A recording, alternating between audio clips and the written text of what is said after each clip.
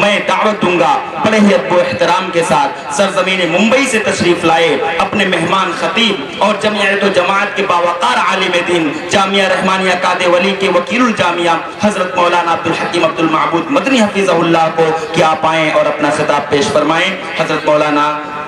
عبدالحکیم عبدالمعبود مدنی حفظہ اللہ۔ السلام علیکم ورحمۃ اللہ وبرکاتہ۔ ان الحمد للہ نحمده ونستعینه ونستغفره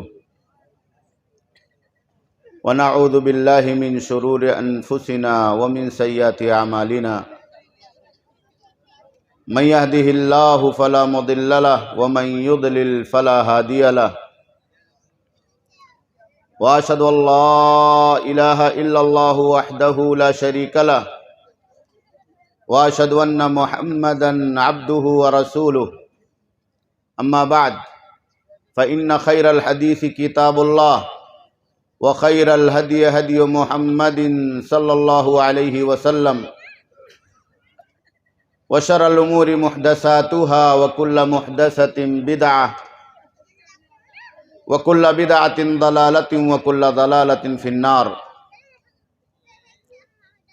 قال اللہ تبارک وتعالی فی کلامہ المجید اعوذ باللہ من الشیطان الرجیم بسم اللہ الرحمن الرحیم یرفع اللہ الذین آمنوا منکم والذین اوتوا العلم درجات۔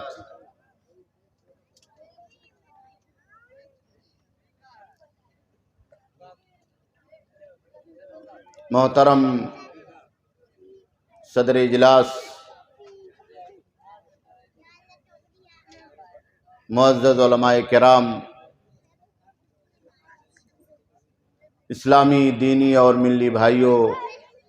نوجوان دوستوں اور ساتھیوں، پردہ نشین خواتین ملت اسلامیہ، میری ماؤں اور بہنوں، اللہ رب العالمین کا بے پایہ شکر اور احسان ہے کہ اس نے ہمیں اور آپ کو آج یہاں عطری بازار کی سرزمین میں اکٹھا ہونے اور حاضری دینے کا اور حق بات سننے اور سنانے کا یہ حسین موقع عنایت فرمایا۔ اللہ رب العالمین سے دعا ہے کہ بار الہ ہمیں حق بات کہنے، سننے، سنانے اور اس پر زیادہ سے زیادہ عمل پیرا ہونے کی سعادت اور توفیق عطا فرما۔ اللہ رب العالمین کے بے پایہ شکر اور احسان کے بعد اس کائنات میں انسانیت کو اللہ رب العالمین کا دین سکھلانے کے لیے بھیجے گئے تمام پیغمبروں پر، بالخصوص نبیوں کے آخری سردار امام الانبیاء سید الاولین والآخرین سید العرب والعجم محمد عربی جناب محمد الرسول اللہ صلی اللہ علیہ وسلم پر اور آپ کے ان جانباز ساتھیوں اور سپاہیوں پر اور آپ کے تمام ازواج و ذریات پر بے شمار درود و سلام نازل ہوں، جن کی ہزاروں محنتوں اور انتھک کاوشوں سے اللہ رب العالمین کا یہ پیارا دین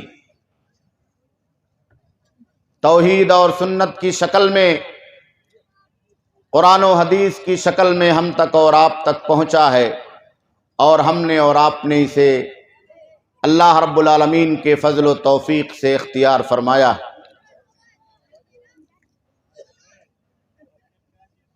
میرے دینی بھائیوں اور دوستوں، اس کائنات میں اللہ رب العالمین نے اپنے آخری پیغمبر کو کتاب اور حکمت کی تعلیم کے لیے مبعوث فرمایا،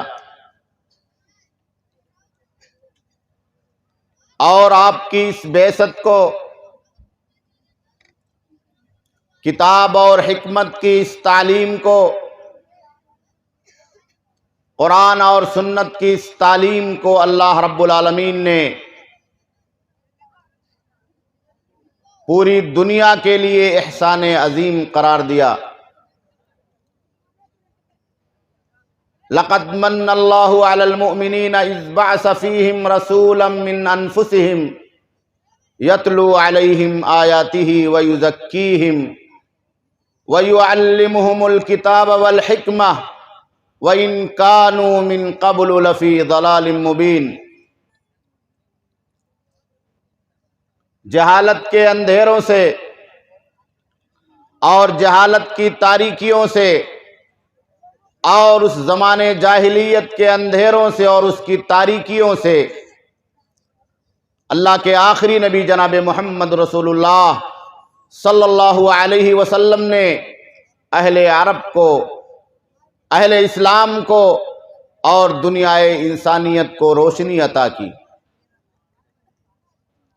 یہ روشنی ایک ایسی روشنی تھی جسے اللہ رب العالمین نے عرش عظیم سے اس روئے زمین پر کتاب ہدایت قرآن مقدس کی شکل میں حاصل ہوئی، اور یہ روشنی ہمیں اور آپ کو اس کائنات میں اللہ رب العالمین کی طرف سے امام الانبیاء محمد رسول اللہ صلی اللہ علیہ وسلم کی بعثت اور آپ کی رسالت اور آپ کی ہدایت اور رہنمائی کے ذریعے سے اس کائنات میں ملی۔ یہ اللہ رب العالمین کا پورے کائنات پر، اہل کائنات پر، اہل دنیا پر اور انسانیت پر ایک احسان عظیم تھا۔ جہاں علم کی روشنی ہوتی ہے، قرآن کی روشنی ہوتی ہے، اللہ کے آخری نبی جناب محمد رسول اللہ صلی اللہ علیہ وسلم کے لائے ہوئے کتاب ہدایت کی شمع جلتی ہے، وہ بستیاں بہت ہی منور ہوتی، ان دلوں کے اندر بہت ہی اجالا ہوتا ہے، اور ان ذہنوں کے اندر اللہ رب العالمین کی طرف سے علم کا، ہدایت کا وہ نور جلتا ہے، وہ شمع جلتی ہے جس کو اس کائنات میں کوئی بجھا نہیں سکتا۔ میرے دینی بھائیوں اور دوستو، ہمیں اور آپ کو یہ بات یاد رکھنا چاہیے کہ اس کائنات میں علم کی بہت ساری قسمیں ہیں، اس کے بہت سارے طریقے ہیں، اور علوم اس روئے زمین پر بہت زیادہ تعداد میں ہماری اور آپ کی زندگیوں میں، ہمارے اور آپ کے گرد و پیش، ہماری اور آپ کی ضرورتوں کے اعتبار سے، ہماری اور آپ کی حاجتوں کے اعتبار سے پائے جاتے ہیں، برپا کیے جاتے ہیں، اور ان کا استعمال ہوتا ہے۔ لیکن ان تمام چیزوں کے بیچ جو علم اللہ رب العالمین کو مطلوب ہے، جو علم اس دنیا کے اندر ہدایت کا، اللہ کی مرضی تک پہنچنے کا، اللہ رب العالمین کی جنت تک پہنچنے کا، پیارے نبی جناب محمد رسول اللہ صلی اللہ علیہ وسلم کی سنت اور آپ کی لائی ہوئی شریعت اور تعلیمات پر چلنے کا ذریعہ اور سبب ہے، وہ صرف اور صرف علم دین ہے، وہ صرف اور صرف علم دین ہے، جس کے سیکھنے کے لیے، جس کو سکھلانے کے لیے، جس کو پڑھنے کے لیے اور جس کو پڑھانے کے لیے اللہ رب العالمین نے اور اللہ کے آخری نبی جناب محمد رسول اللہ صلی اللہ علیہ وسلم نے ہمیں اور آپ کو بشارتیں سنائی۔ قرآن مجید کی جو آیت کریمہ میں نے آپ حضرات کی خدمت میں تلاوت کی ہے، اس میں اللہ رب العالمین نے اس بات کا تذکرہ فرمایا ہے کہ اس کائنات میں اللہ رب العالمین دنیا کے لوگوں کو ایمان کے ذریعے سے رفعت اور بلندگی عطا فرماتا ہے۔ اور اس کائنات میں اللہ رب العالمین ایمان کے بعد علم کے ذریعے سے دنیا کے اندر رفعت اور بلندگی عطا فرماتا ہے۔ آج ہم اور آپ ایمان میں بھی پیچھے چلے گئے۔ آج ہم اور آپ تعلیم کے میدان میں اور علم کے میدان میں بھی پیچھے چلے گئے ہیں۔ اگر سچائی کے ساتھ ہم اور آپ خود اپنے ایمان کا جائزہ لیں، ہماری اور آپ کی زندگیوں میں ایمان کی کون سی کوالٹی، ایمان کی کون سی قسم، ایمان کی کتنی روشنی موجود ہے، پائی جاتی ہے، تو ہمیں اور آپ کو اندازہ ہوگا کہ ہم بہت پیچھے ہیں۔ ضرورت اس ایمان کی تھی جس ایمان نے اس کائنات میں حضرت ابو بکر رضی اللہ تعالیٰ عنہ کو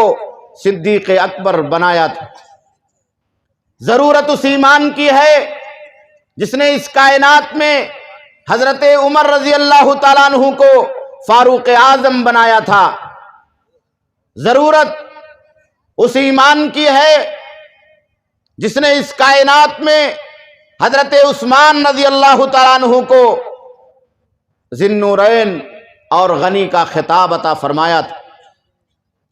ضرورت اس ایمان کی ہے جس ایمان کی بدولت اسی دنیا کے اندر چلتے پھرتے صحابہ کرام کو، عشرہ مبشرہ کو اور ان 10 عظیم الشان ہستیوں کو اللہ کے آخری نبی جناب محمد رسول اللہ صلی اللہ علیہ وسلم نے جنت کی بشارت سنائی تھی۔ ضرورت اس ایمان کی ہے جس ایمان نے اما عائشہ رضی اللہ تعالیٰ عنہا کو ام المومنین کا درجہ عطا فرمایا تھا۔ ضرورت اس ایمان کی ہے جس ایمان نے حضرت فاطمہ رضی اللہ تعالیٰ عنہا کو جنت کی عورتوں کا سردار اور اس کا حسین خطاب عطا فرمایا تھا۔ آج ہمیں اور آپ کو اس عظیم الشان ایمان کی ضرورت ہے جس ایمان کی بنا پر پیارے نبی جناب محمد رسول اللہ صلی اللہ علیہ وسلم کو جب آسمان کی سیر کرائی گئی، آپ معراج پر گئے تو آپ نے اپنے سامنے جنت میں حضرت بلال حبشی رضی اللہ تعالیٰ عنہ کے قدموں کی چاپ سنی۔ حضرت بلال حبشی رضی اللہ تعالیٰ عنہ کے قدموں کی آہٹ اور اس کی چاپ پیارے نبی جناب محمد رسول اللہ صلی اللہ علیہ وسلم کو سنائی دی۔ اس ایمان کی ہمیں اور آپ کو ضرورت، جس ایمان نے حضرت بلال حبشی رضی اللہ تعالیٰ عنہ کو ہزاروں تکلیفوں اور مصیبتوں کے بعد کفار مکہ کے سامنے برملا یہ اعلان کرنے کا حوصلہ عطا فرمایا تھا کہ تمہیں جو کچھ کرنا ہو کر لو، ہمارا رب ایک ہے، ہمارا رب ایک ہے۔ عہد اور عہد کا نعرہ لگاتے ہوئے اسی ایمان کو اپنے سینے میں اور اسی ایمان کو اپنی پیشانی پر سجائے ہوئے حضرت بلال حبشی رضی اللہ تعالیٰ عنہ نے کافروں کو چیلنج کیا تھا۔ آج اس ایمان کی ضرورت ہے جس ایمان کی بدولت آل یاسر نے، آل عمار نے اور ہزاروں صحابہ کرام نے اس دین کی خاطر، اس دین کو برپا کرنے کی خاطر پیارے نبی جناب محمد رسول اللہ صلی اللہ علیہ وسلم کی سنتوں کو زندہ کرنے کے لیے اور دین کی دعوت کو دنیا کے لوگوں تک پہنچانے کے لیے اپنا سب کچھ قربان کر دیا تھا۔ میرے بھائیوں، میرے دوستو، لیکن ہم اور آپ ایمان کے اس معاملے میں بھی بہت پیچھے ہو گئے۔ آج ہمارے اور آپ کے سامنے زندگی کے مشکلات اور اللہ رب العالمین کے بنائے ہوئے مقدرات اور اس کی مشیت اور تقدیر کے اعتبار سے اگر روزی میں معمولی تنگی بھی گزر جائے اور پیش آ جائے تو ہم اور آپ اپنے ایمان کا سودا کرنے کے لیے تیار ہو جاتے ہیں، اپنے ایمان کو بیچنے کے لیے تیار ہو جاتے ہیں، اگر ہماری اور آپ کی زندگی میں معمولی پریشانی آ جائے، معمولی بیماری آ جائے، اولاد کی کمی آ جائے، گھر میں روزیوں کی تنگی آ جائے، خوشحالیاں پریشانیوں کے اندر تبدیل ہو جائیں، تو اللہ سے اپنا تعلق جوڑنے کے بجائے، شریعت سے اپنا تعلق جوڑنے کے بجائے، صبر و استقامت سے اپنا رشتہ مضبوط کرنے کے بجائے، قرآن مجید کی تلاوت کرنے کے بجائے، مساجد کی طرف اپنے آپ کو پہنچانے کے بجائے، بارگاہ الہی میں رجوع کرنے کے بجائے، ہم اور آپ نہ جانے کیا کچھ کرنے کے لیے آمادہ اور تیار ہو جاتے۔ ہمارا ایمان کہاں چلا گیا؟ ہمارا ایمان کہاں چلا گیا کہ ہم نے بخار میں بھی تعویذیں تلاش کرنا شروع کر دی، ہم نے پیٹ درد میں بھی تعویذیں تلاش کرنا شروع کر دی، ہم نے عورتوں کو بچہ نہیں ہو رہا ہے تعویذیں تلاش کرنا شروع کر دی، ہمارے کھیت میں، ہمارے باغ میں پھل نہیں آ رہا ہے، ہم نے اس کے لیے بھی تعویذیں تلاش کرنا شروع کر دی، ہم نے ہر قدم پر اور اپنے زندگی کے ہر موڑ پر اللہ رب العالمین کے اس ایمان کا سودا کیا، اس عقیدے کا سودا کیا، اس توحید کا سودا کیا، اس توکل کا اور اس یقین کی طاقت کا سودا کیا جسے اللہ رب العالمین نے ہمیں اور آپ کو ایک معمولی سے جملے کے اندر سمجھایا تھا، لا حول ولا قوت الا باللہ، لا حول ولا قوت الا باللہ۔ یہ ایک جملہ نہیں ہے، یہ ایک منہج ہے، ایک عقیدہ ہے، توحید کی ایک آواز ہے، ایمان کی ترجمانی ہے، اللہ رب العالمین کے دین کی ترجمانی ہے کہ ایک مومن دنیا کی زندگی میں بلاؤں کا شکار ہو سکتا ہے لیکن اپنے ایمان کا سودا نہیں کر سکتا، ایک مومن دنیا کی زندگی میں اپنے آپ کو مجبور پا سکتا ہے، مقہور پا سکتا ہے، لیکن اپنے توحید کو نہیں بیچ سکتا ہے، اپنے توکل اور یقین کی طاقت کو اس کائنات کے اندر فنا نہیں کر سکتا ہے، اسے بیچ نہیں سکتا۔ یہ ایمان اگر ہماری اور آپ کی زندگی میں ہو تو ہم اور آپ زندہ ہیں، ہماری تاریخ زندہ ہے، ہماری قوم زندہ ہے، ہمارے بچے زندہ ہیں، ہمارے ادارے زندہ ہیں، ہم زندہ ہیں، ہمارا اسلام زندہ ہے۔ اور اگر یہ ایمان نہ ہو تو عبداللہ اور عبد الرحمن ناموں کے ساتھ اور نہ جانے ہزاروں ناروں کے ساتھ بھی ہم اور آپ اس کائنات کے اندر مردہ۔ اس لیے میرے بھائیوں، میرے دوستو، ہمیں اور آپ کو وہیں سے اپنی زندگی کا آغاز کرنا ہوگا، ہمیں اور آپ کو اپنی زندگی میں وہیں سے انقلاب برپا کرنا ہوگا جہاں سے پیارے نبی جناب محمد رسول اللہ صلی اللہ علیہ وسلم نے کلمہ لا الہ الا اللہ محمد رسول اللہ صلی اللہ علیہ وسلم کے صدائے دل نواز کے ذریعے سے اور صدائے توحید کے ذریعے سے انقلاب برپا کیا تھا۔ آج انقلاب کے نعرے تو بہت ہیں، کوئی سرخ انقلاب کا نعرہ لگا رہا ہے، کوئی حکومت الہیہ کے انقلاب کا نعرہ لگا رہا ہے، کوئی خلافت کا نعرہ لگا رہا ہے، اور نہ جانے کتنے نعروں کی دنیا ہے جو ہماری اور آپ کی زندگی کے اندر لوگوں کے درمیان بلند کیے جا رہے ہیں، لیکن وہ نعرہ جسے پیارے نبی جناب محمد رسول اللہ صلی اللہ علیہ وسلم اور آپ کے صحابہ کرام نے لگایا تھا، اور جس نعرے کو بلند کر کے پیارے نبی جناب محمد رسول اللہ صلی اللہ علیہ وسلم نے مکہ کے لوگوں کے دلوں کو فتح کیا تھا، مدینہ کے لوگوں کے دلوں کو فتح کیا تھا، جزیرۃ العرب کے لوگوں کے دلوں کو فتح کیا تھا، فارس اور ایران کے لوگوں کے دلوں کو فتح کیا تھا، وہ نعرہ توحید کا نعرہ تھا، لا الہ الا اللہ محمد رسول اللہ کا نعرہ تھا، وہ ایک ایسے منہج کا نعرہ تھا جو انسان کو اللہ سے جوڑتا ہے، ایسے مسلک کا نعرہ تھا جو انسان کو اللہ رب العالمین پر ایمان سے جوڑتا ہے، اس کے آخرت سے جوڑتا ہے۔ آپ یہ بتائیے شرک کی وہ کون سی قسمیں تھی جو اہل مکہ سے بچی تھی؟ شرک کے وہ کون سے مظاہر تھے جن کو اہل مکہ نے چھوڑ رکھا تھا؟ 360 بتوں کی شکل میں نہ جانے کون کون سے ناموں پر دیوتاؤں کے انہوں نے خانہ کعبہ کے دیواروں پر سجا رکھا تھا، لیکن جب اللہ کے آخری نبی جناب محمد رسول اللہ صلی اللہ علیہ وسلم نے کلمہ لا الہ الا اللہ محمد رسول اللہ صلی اللہ علیہ وسلم کا نعرہ بلند کیا تو یہ سارے کے سارے بت فتح مکہ کے موقع پر منہ کے بل گر پڑے۔ تو میرے بھائیوں، میرے دوستو، ہمیں اور آپ کو توحید کی آواز بننا چاہیے، ایمان کی آواز بننا چاہیے، منہج کی آواز بننا چاہیے، دعوت حقہ کی آواز بننا چاہیے، کلمہ لا الہ الا اللہ کی آواز بننا چاہیے، اور اس صراط مستقیم پر اپنے آپ کو لے کر کے گامزن کرنا چاہیے، اپنے بچوں کو گامزن کرنا چاہیے، جسے اللہ کے آخری نبی جناب محمد رسول اللہ صلی اللہ علیہ وسلم نے قرآن کے ذریعے سے، آسمانی کتاب کے ذریعے سے اور اپنی سنت مطہرہ اور مقدسہ کے ذریعے سے ہمیں اور آپ کو، اہل کائنات کو اس دنیا کے اندر عطا فرمایا تھا، اور یہ اعلان کیا تھا ترکت فیکم امرین لن تضلوا ما ان تمسکتم بہما کتاب اللہ و سنتی، کہ تمہارے درمیان دو راستے، دو معاملے چھوڑ کر کے جا رہا ہوں، جب تک ان کو مضبوطی سے پکڑے رہو گے، انہیں تھامے رہو گے، یہی ایمان ہے۔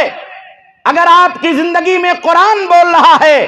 اگر آپ کی زندگی میں قرآن کا حکم بول رہا ہے، اگر آپ کے اعمال میں، آپ کے اخلاق میں، آپ کی عادتوں میں، آپ کی کمائیوں میں، آپ کی تجارت میں، آپ کی سرگرمیوں میں، آپ کی زندگی کی تمام ایکٹیویٹیز میں ایمان بول رہا ہے تو آپ زندہ ہیں، آپ زندہ ہیں۔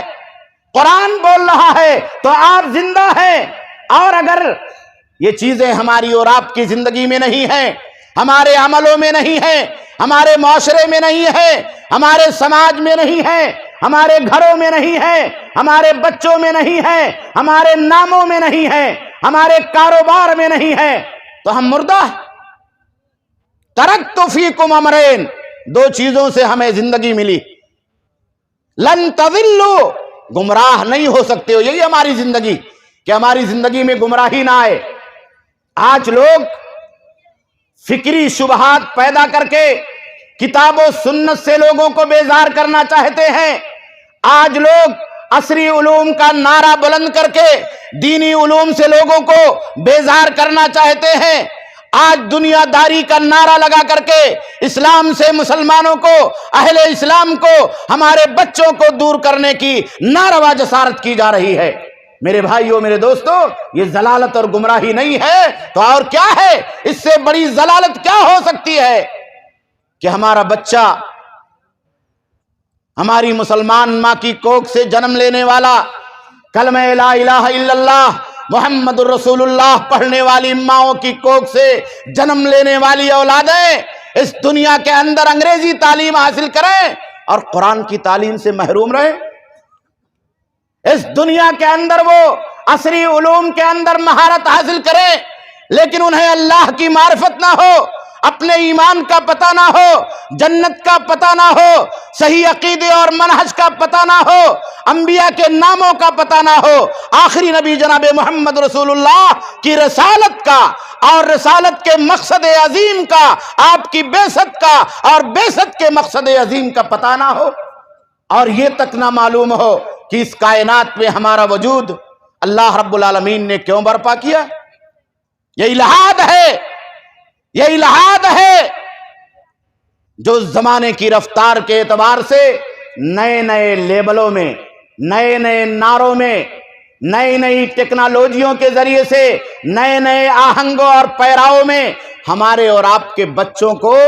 سلو پوائزن کی شکل میں دیا جا رہا ہے۔ ہمیں اور آپ کو بیدار ہونے کی ضرورت ہے۔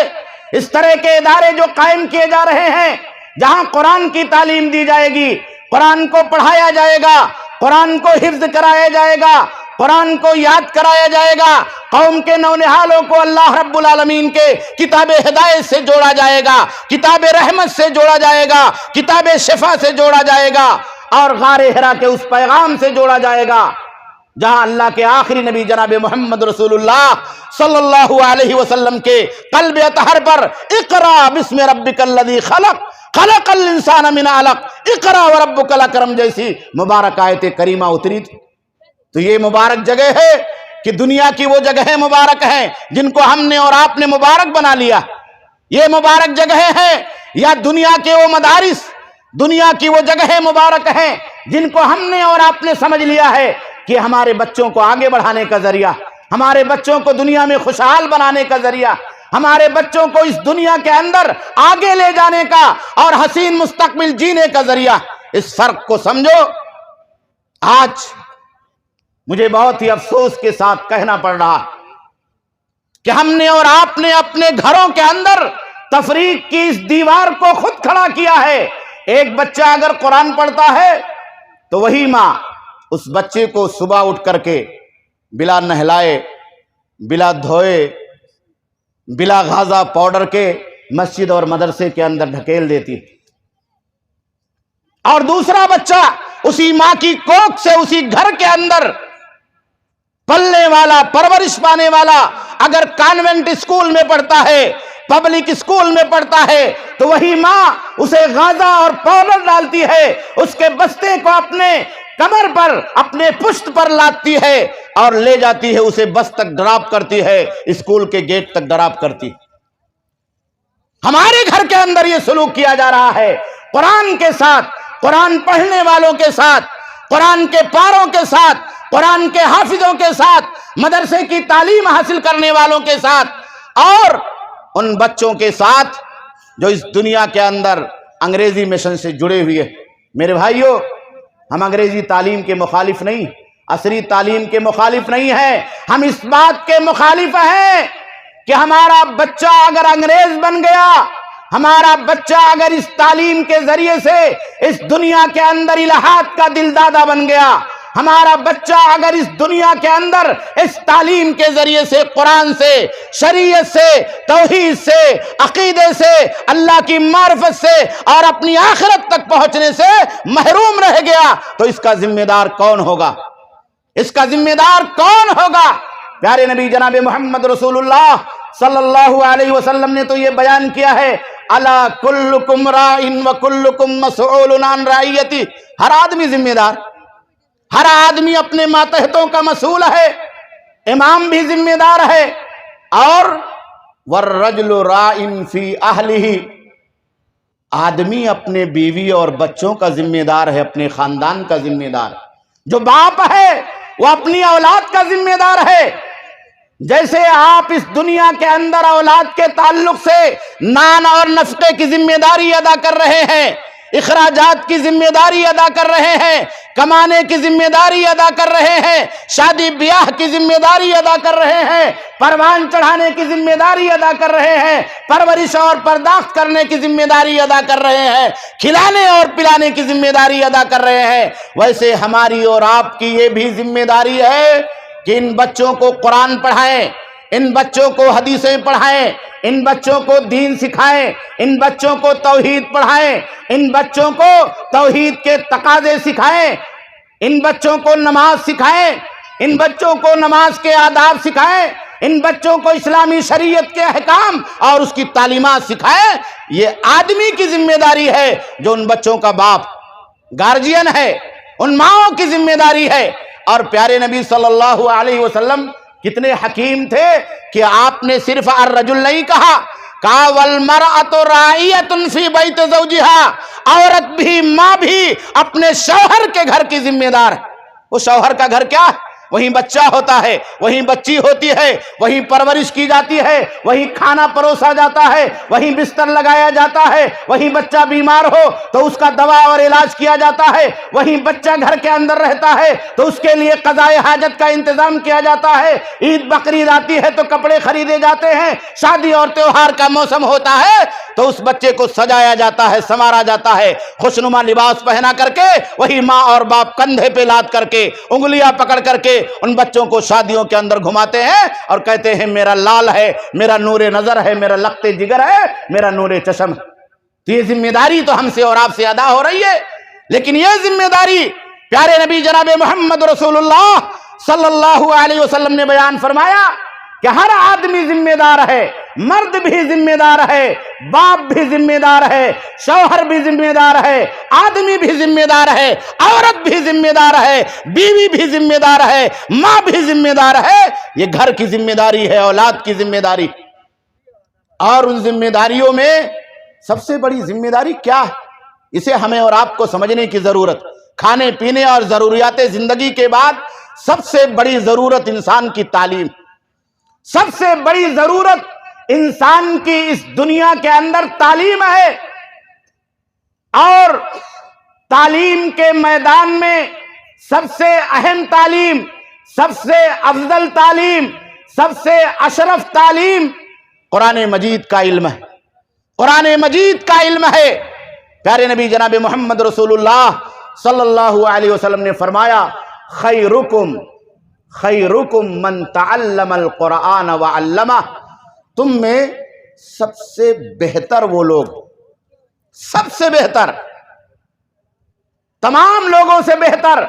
तमाम पढ़ने वालों से बेहतर, तमाम शागिर्दों से बेहतर,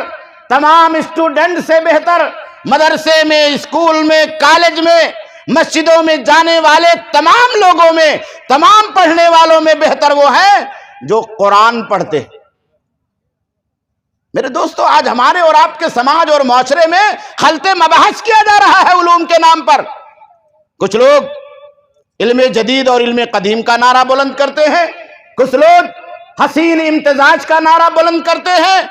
और कुछ लोग न जाने और कौन से नारों के जरिए से इलाहात को पर्दे के पीछे लपेट करके हमारे और आपके मस्जिदों में, हमारे और आपके मदरसों में दीनी तालीम के अंदर घुसपैठ की शक्ल में दाखिल करना चाहते हैं। ऐसे लोगों से हमें मुतनब्बे रहना चाहिए, होशियार रहना चाहिए। मेरे भाइयों, मेरे दोस्तों, आज आप देख लीजिए कि हम और आप तालीम के मैदान में, कुरान की तालीम के मैदान में कितने पीछे हैं। हमारी आबादी 20%, 25% है। कितने हुफ्फाज़े कराम हमारी और आपकी बस्तियों में, हमारे और आपके घरों में, हमारे और आपके महल्लों में, हमारे और आपके करियों में, हमारे और आपके माशरे और समाज में मौजूद है। और कितने लोगों को इस बात की तमन्ना है कि मेरा बेटा हाफिज कुरान बन जाए, मेरा बेटा दीनी तालीम पढ़ने वाला और सीखने वाला बन जाए। चलो, हाफिज कुरान आप नहीं बनाना चाहते, आप उसे मॉडर्न बनाना चाहते हैं, असरी एजुकेशन देना चाहते हैं, आप दीजिए। लेकिन यह जिम्मेदारी कि आप असरी एजुकेशन देने के जिम्मेदार हैं, असरी एजुकेशन पर पैसा खर्च करने के जिम्मेदार हैं, असरी एजुकेशन के लिए उस बच्चे के पीछे फाइनेंस करने के लिए तैयार हैं, असरी एजुकेशन के पीछे उस बच्चे की भारी भरकम फीस का भरने के लिए तैयार हैं। लेकिन आप अपने उन्हीं बच्चों में से किसी बच्चे को इल्म दीन सिखाने के लिए आमादा और तैयार क्यों नहीं? उधर आप जिम्मेदारी का नारा बुलंद कर रहे हैं कि हम जिम्मेदार हैं, हम जिम्मेदार हैं पढ़ाने के, तालीम देने के। इस्लाम ने इजाजत दी है कुछ भी पढ़ाया जाए जो नफा बख्श इल्म हो, तो आपकी वो जिम्मेदारी हमें कबूल है। लेकिन ये जिम्मेदारी कुरान पढ़ने की, ये जिम्मेदारी हदीस पढ़ने की, ये जिम्मेदारी दीन पढ़ने की, ये जिम्मेदारी अकीदा पढ़ाने की, ये जिम्मेदारी नमाज पढ़ाने की, ये जिम्मेदारी शरीयत के अहकाम को सीखने और सिखलाने की, ये जिम्मेदारी कौन लेगा? कौन जिम्मेदार है? जाहिर सी बात है, जो असरी उलूम अपने बच्चे को सिखाने का जिम्मेदार है, वही दीनी उलूम भी सिखाने का जिम्मेदार और मुकल्लफ। क़यामत के दिन अल्लाह रब्बुल आलमीन की बारगाह में इन बच्चों के बारे में भी हमसे और आपसे पूछा जाएगा। आखिर हदीस मुबारक के अंदर अल्लाह के आखिरी नबी जनाब मोहम्मद रसूलुल्लाह सल्लल्लाहु अलैहि वसल्लम ने इस बात का जिक्र किया कि हमारी और आपकी उम्रों के बारे में अल्लाह रब्बुल आलमीन की बारगाह में सवाल होगा। तो वो सवाल क्या होगा? वो सवाल क्या होगा? ये उम्र कहां लगाई थी? कौन सी एक्टिविटीज और सरगर्मियों के पीछे हमारे और आपके घरों में, हमारे और आपके बच्चों की परवरिश और पर्दाख्त में, उनको आगे ले जाने में, उनके मुस्तकबिल को बनाने में, सजाने और संवारने में हमारी और आपकी जिम्मेदारी क्या थी और हमारा और आपका रोल क्या था, यह भी हमसे और आपसे पूछा जाएगा। और दूसरी बात, پیارے نبی جناب محمد رسول اللہ صلی اللہ علیہ وسلم نے ذکر فرمایا کہ قرآن کے بعد جو سب سے بہترین علم ہے وہ علم حدیث. اللہ کے نبی جناب محمد رسول اللہ صلی اللہ علیہ وسلم کی سنتوں کا علم. اللہ کے آخری نبی جناب محمد رسول اللہ صلی اللہ علیہ وسلم نے یہ بشارت سنائی، نضر اللہ امرأن سمع مقالتی فوعاها وحفظها فرب مبلغ اوعى من سامع. اللہ ان چہروں کو تر و تازہ رکھے، ان چہروں کو حساس بشاش رکھے، ان چہروں کو اللہ رب العالمین تازگی، رعنائی اور رونق عطا فرمائے جو پیارے نبی جناب محمد رسول اللہ صلی اللہ علیہ وسلم کی حدیثوں کو پڑھتے ہیں اور یاد کرتے ہیں. سمع مقالتی فوعاها وحفظها، میری بات کو سنتے ہیں، اسے اپنے ذہن میں محفوظ کرتے ہیں اور پھر یاد کر لیتے. یہی تو ہماری تاریخ ہے. صحابہ کرام نے پیارے نبی جناب محمد رسول اللہ صلی اللہ علیہ وسلم کی زبان رسالت معاب سے نکلے ہوئے ایک ایک حرف کو اپنے ذہن و دماغ کے اندر محفوظ کر لیا اور اسے اپنے شاگردوں تک منتقل کر دیا. حضرات تابعین اعظام نے صحابہ کرام سے جو کچھ سنا تھا وہ اپنے ذہن کے پردوں کے اوپر نقش کر لیا اور اپنے شاگردوں تک، تبع تابعین تک اسے پہنچا دیا. تابعین اعظام نے جو کچھ حضرات صحابہ کرام اور ان کے شاگردوں کے واسطے سے اللہ کے نبی صلی اللہ علیہ وسلم کی حدیثوں کو سنا تھا، بعد کی آنے والی نسلوں تک، محدثین تک اور اس امت کے ان اجلہ علماء تک جو پیارے نبی جناب محمد رسول اللہ صلی اللہ علیہ وسلم کی دعوت کو، آپ کی شریعت کو، آپ کے منہج کو، آپ کے کردار کو، آپ کے ڈگر کو، آپ کے اطوار اور طریقوں کو زندہ کرنے کا جذبہ رکھتے تھے، انہوں نے کتابوں کے اندر اسے ثبت کر دیا. تو بخاری تیار ہو گئی، صحیح مسلم تیار ہو گئی، سنن اربع تیار ہو گئی، کتب ستہ اور کتب تسعہ تیار ہو گئی، مسانید اور معاجم تیار ہو گئے، اجزا کی کتابیں تیار ہو گئی، سینکڑوں اور ہزاروں حدیث کی کتابیں اس کائنات کے اندر تیار کر دی گئی. آخر یہ محنت کیوں کی گئی؟ مدینہ سے ملک شام کا سفر کیوں کیا گیا؟ حضرت ابو ہریرہ رضی اللہ تعالیٰ عنہ نے اپنا خون جگر کیوں جلایا؟ اما عائشہ رضی اللہ تعالیٰ عنہ نے پردے کے پیچھے سے بیٹھ کر کے امت کی ماں اور بہنوں کو کیوں دین کی تعلیم دی، کیوں شریعت کی تعلیم دی، کیوں ان تک اللہ کے آخری نبی جناب محمد رسول اللہ صلی اللہ علیہ وسلم کے اقوال کو، آپ کے فتاوے کو، آپ کی باتوں کو، یہاں تک کہ گھر میں ہونے والے رونما ہونے واقعات تک کو بھی امت کے لوگوں تک پہنچا دیا. ظاہر سی بات ہے یہ ذمہ داری کا معاملہ تھا، یہ مسئولیت کا معاملہ تھا. اگر یہ مسئولیت ہم اور آپ اس کائنات کے اندر زندہ کرنے کے لیے آمادہ اور تیار ہو جائیں اور اس مسئولیت کو ادا کرنے والے اس طرح کے اداروں کے ساتھ ہم اور آپ کھڑے ہو جائیں تو ہم اور آپ عہدہ برا ہو سکتے ہیں. میرے بھائیوں، میرے دوستو، ہم اور آپ ایمان میں بھی پیچھے چلے گئے اور تعلیم میں بھی پیچھے چلے گئے. آج تعلیم میں پچھڑا پن کے نام پر ہم نے اور آپ نے اپنے بچوں کو کہیں کا نہیں چھوڑا. آپ حساب لگا لیجئے.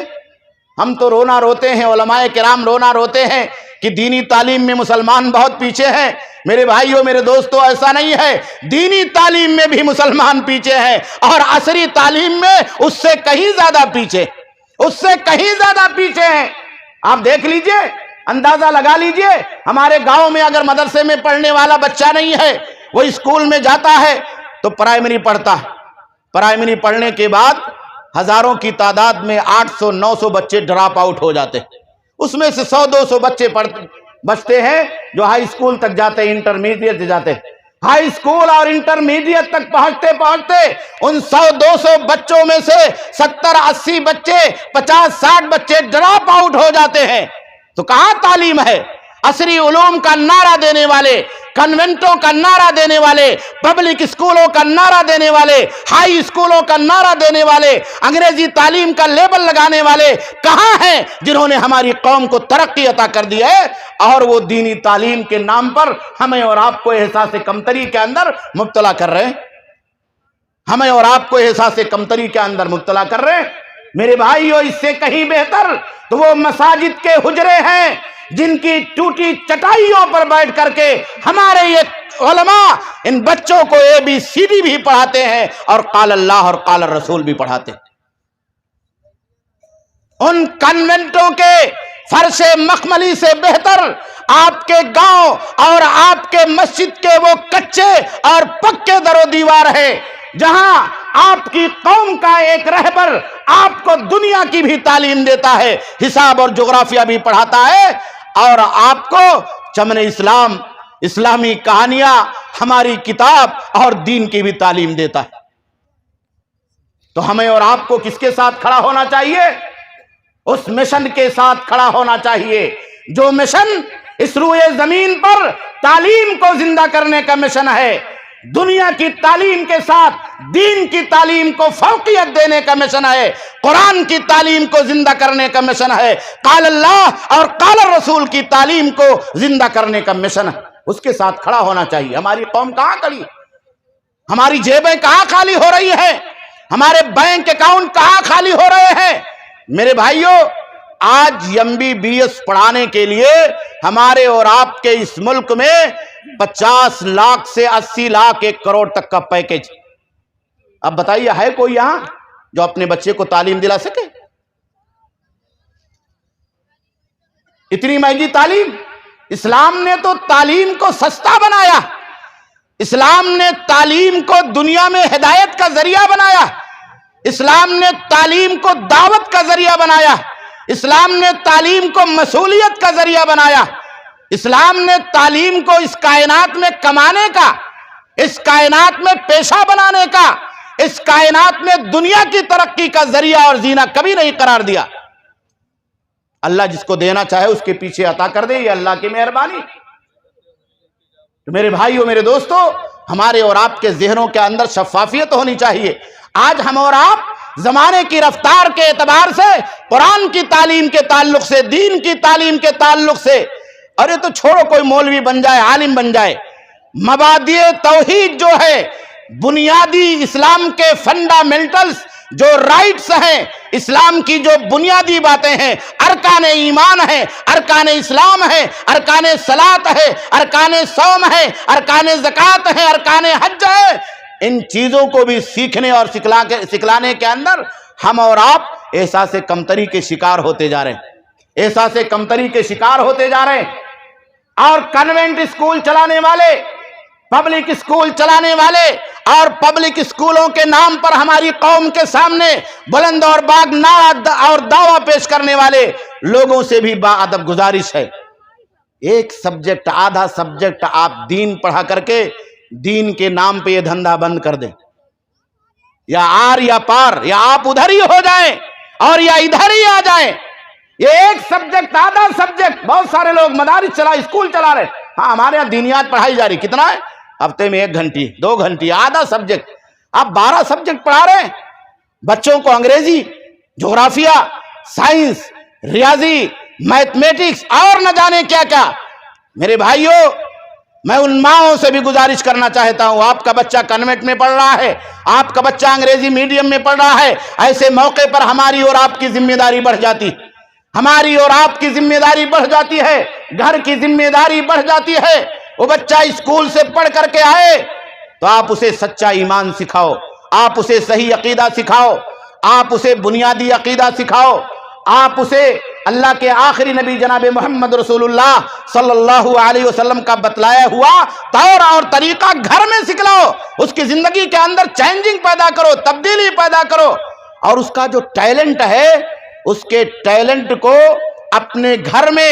اسلام کی محبت، کلمے کی محبت، قرآن کی محبت، حدیثوں کی محبت، نمازوں کی محبت، اللہ رب العالمین سے محبت، اللہ کی معرفت، اللہ کی آخرت کے بارے میں جانکاری اور اس کی معرفت، اور یوم الحساب کے بارے میں معرفت اور جانکاری سے جوڑ دو۔ اگر یہ مائیں اور بہنیں اس کے اندر بھی کامیاب ہو جائیں، ہمارے گارجین بھی اس کے اندر کامیاب ہو جائیں، تو ہم کامیاب اور کامرہ ہو جائیں گے، ہم کامیاب اور کامرہ ہو جائیں گے۔ اور اللہ رب العالمین نے جو اعلان کیا ہے کہ یرفع اللہ الذین آمنوا منکم والذین اوتوا العلم درجات. اگر ہمارا اور آپ کا ایمان صحیح ہو گیا تو ہم بلند ہو گئے، ہمیں بلندی مل گئی، ہم صاحب علم ہو گئے. علم شریعت کو ہم نے اور آپ نے سیکھ لیا تو ہم اس دنیا کے اندر بلند مقام اور مرتبے پر فائز ہو گئے. اور اس سے بلند مقام کیا ہو سکتا ہے جس کا اعلان پیارے نبی جناب محمد رسول اللہ صلی اللہ علیہ وسلم نے فرمایا، من سلک طریقا یلتمس فیہ علما سہل اللہ لہ بہ طریقا الی الجنہ. جو علم دین کو تلاش کرے گا، اس راستے میں چلے گا، تو اللہ رب العالمین اس کے لیے جنت کا راستہ ہموار کر دے گا. ہمارے نوجوان بچے غور کریں، اسکولوں میں پڑھنے والے بچے غور کریں. آپ پڑھیں لیکن آپ کا روٹ جنت ہونا چاہیے. آپ پڑھیں لیکن آپ کا روٹ ایمان کی طرف ہونا چاہیے. آپ پڑھیں آپ کا روٹ دین کی طرف ہونا چاہیے. آپ پڑھیں دنیا کے اندر ترقی کریں لیکن آپ کے دل میں اللہ کی معرفت ہونی چاہیے، اللہ کی محبت ہونی چاہیے. پیارے نبی جناب محمد رسول اللہ صلی اللہ علیہ وسلم کے لائے ہوئے کلمہ توحید اور اس کے تقاضوں کو سیکھنے کا، سکھلانے کا، اپنی زندگی کے اندر برتنے کا اور نافذ کرنے کا جذبہ ہونا چاہیے. ان کنوینٹوں نے ہمارے بچوں کو کیا دیا ہے؟ اگر ایک بوڑھا باپ ان بچوں کو گولی لانے کے لیے کہتا ہے تو یہ یس نہیں کرتا ہے، نو کرتا. ان کنوینٹوں نے ہمارے بچوں کو کیا دیا ہے؟ آپ اندازہ لگا لیں میرے بھائیوں، میرے دوستو، کتنے بوڑھے ماں اور باپ بند حجروں میں بیٹھ کر کے اپنی ان اولادوں سے ایک ایک گولیوں کے، ایک ایک گلاس پانی کے محتاج بنے ہوئے. اللہ کی پناہ میرے بھائیوں، میرے دوستو، علم دین ہمیں اور آپ کو رہنمائی عطا کرتا ہے. علم دین ہمیں اور آپ کو روشنی عطا کرتا ہے، صحیح راستہ عطا کرتا ہے. وہ سچا طریقہ، سچا ادب، صحیح تہذیب اور اس دنیا کے اندر جینے کا وہ بلند حوصلہ عطا کرتا ہے جو دنیا میں آپ کو کہیں نہیں مل سکتا. اس لیے میرے بھائیوں، میرے دوستو، ان تحریکوں سے آپ کو جڑنے کی ضرورت، اور آپ کے علاقے اور آپ کے دیار میں اس طرح کا مشن اگر کھڑا کیا جائے تو اس مشن کو زندہ کرنے، مضبوط کرنے اور اپنے آپ کو اس مشن کے ساتھ جوڑنے کی ضرورت ہے. جوڑنے کی ضرورت ہے. ہمارا سماج کہاں جا رہا ہے؟ مسجدیں بنی ہوئی ہیں، نمازی نہیں. مدارس بنے ہوئے ہیں، پڑھنے والے نہیں ہیں. مدارس کو ہم نے اور آپ نے یہ ٹائٹل دے دیا ہے کہ یہ پڑھائی کے دوران، پڑھنے کے بعد فقر اور محتاجی کا ذریعہ ہے. گویا کہ یہاں سے محتاج پیدا ہوتے، یہاں سے فقیر پیدا ہوتے. یہ ٹائٹل کس نے دیا؟ ہمارے سماج نے دیا ہے، ہم نے اور آپ نے دیا ہے. اس ٹائٹل کو ختم کرنے کی ضرورت. آپ احساس کمتری سے نکلے اور دنیا کے اندر اپنے دل میں یہ یقین بسا لیجئے